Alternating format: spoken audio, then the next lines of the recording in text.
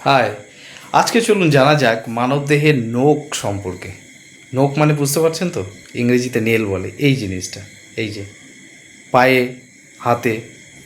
দেখুন, আমরা প্রত্যেক সপ্তাহ কেউ কেউ আছে 2 দিন 3 দিন পর পর বা সপ্তাহে বা মাসে কিন্তু আমাদের নখ বড় হতে থাকে এবং আমরা এগুলো কেটে ফেলে দিই।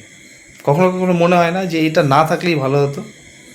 আসুন জানা যাক এটার গুরুত্ব কী এবং এটা কী দিয়ে তৈরি। দেখা যাক। মানুষের নখ মূলত একটি শক্ত প্রোটিন দ্বারা তৈরি, যার নাম কেরাটিন।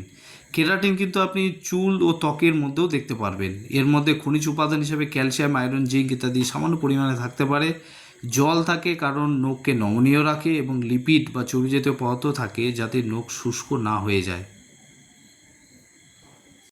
নখ আমাদের দেহের একটি ছোট অংশ হলেও এর গুরুত্ব অনেক বেশি। নখ সংবেদনশীল অংশকে আঘাত থেকে রক্ষা করে। স্বাস্থ্যের সূচক হিসাবে নখের রং দেখে কিন্তু অনেকের শরীরে অসুস্থতা আছে কিনা লক্ষ্য করা যায়। সুন্দর ও পরিষ্কার নখ ব্যক্তিগত পরিচ্ছন্নতার চিহ্ন। তাছাড়া নখ কিন্তু প্রয়োজনীয় আত্মরক্ষারও কাজ করা যায়। দেখুন, একটা সুন্দর নখের ছবি আপনাদের দেখাচ্ছি। এরপর আমরা চলে যাব নেল স্ট্রাকচার।